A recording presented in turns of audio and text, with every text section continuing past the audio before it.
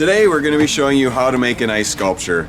I've got my friends Nate and Jim helping me with this video. Start by prepping your area and getting it ready for sculpting.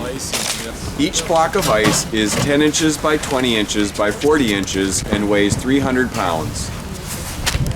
Every time we've done something big like that before. Cut and then, kind of round off. Plan out how to most effectively use each block of ice for your sculpture. Half circles down.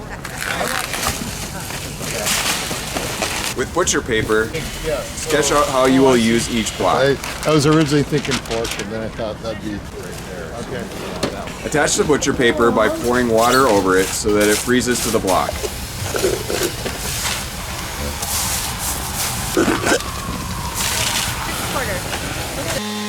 You're going to start with the chainsaw to make the bigger cuts.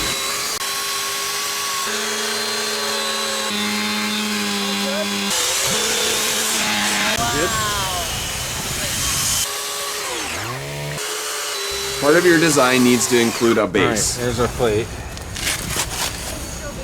Yep, little cut and then a big cut. Yes, stop. Oh, there it went. There it went. That'll work though. Too much weight on that one joint. I'm just trying to get an idea of how to rough it in here a little bit. And then we got our chisels. The Dremels have different types of attachments depending on the type of cut or smoothing you want to do. Use the Dremels to outline where you want to make your cuts. Use different sized chisels depending on how much ice you need to take off. You will eventually need to remove the paper as well. Now that you have marked the guides with the Dremel, begin to make larger cuts with the chainsaw. Save that. Prepare the ground surface by making sure it's flat and level.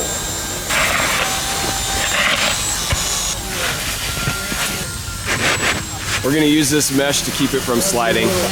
The ice is just awesome. Like, you just kind of drag it. You just always want to make sure it's chipping away from the tool, otherwise it'll put a line right through it. The best way to combine two pieces of ice is to use larger plates of heated aluminum. Heat the plates with irons, then place it between the two pieces you would like to fuse together. Remove the plate, then hold the pieces in place until they are frozen together. Awesome. Thank you. Appreciate it. You may need to chisel some ice to get the outer edges to match. Use snow to make sure that your base is level. Water can be used to freeze the base in place. It's pretty solid with that snow. Okay. Plan out the use of your second block. Use the chainsaw again to section your block into the needed pieces. Those are our ends. Use the chisel and heated plate to smooth the edges.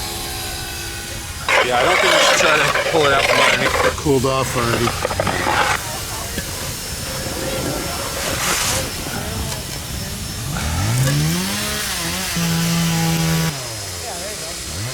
Water can be used to freeze them together. Once frozen on, cut off the extra amounts of ice. Or, you know what, if you want to just cut this top off. Freeze butcher paper again as a guide of where to start.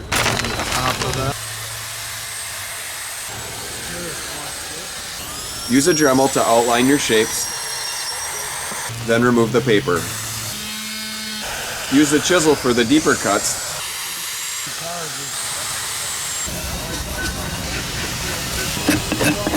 Then smooth it out with the Dremel.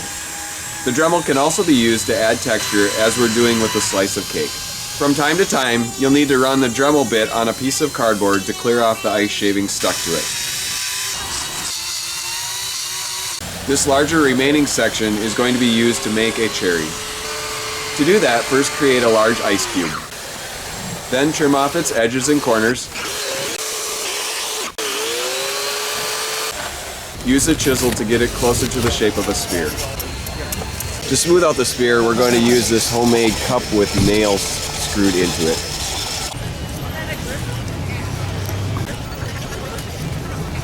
With a sphere, make sure there's a depression for it to sit in.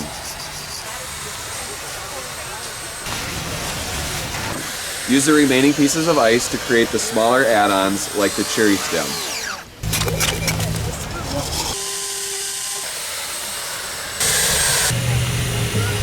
Snow mixed with water always works well to attach items to each other.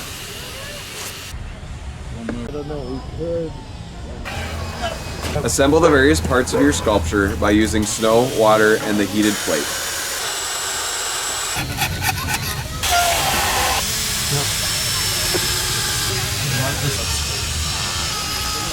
Finally froze. To the table. Yeah. Give a little indication of where to carve. Continue to use the chisel to add depth to your sculpture. You leave a little support right in the middle, you know, that's maybe... Last in this sculpture is making all the ants. For those, cut off smaller chunks of ice and attach the paper shapes to them.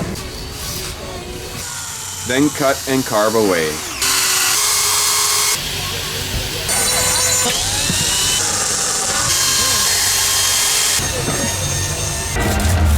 Gonna make it.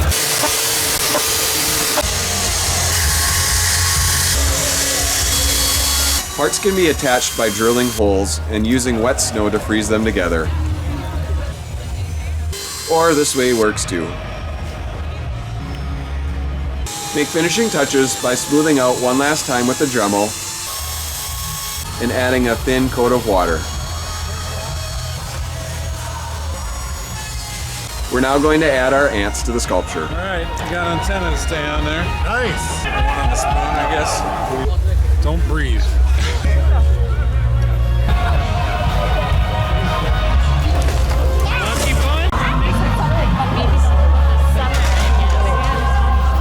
Make sure to subscribe and watch more Minnesota cold and how-to videos of ours.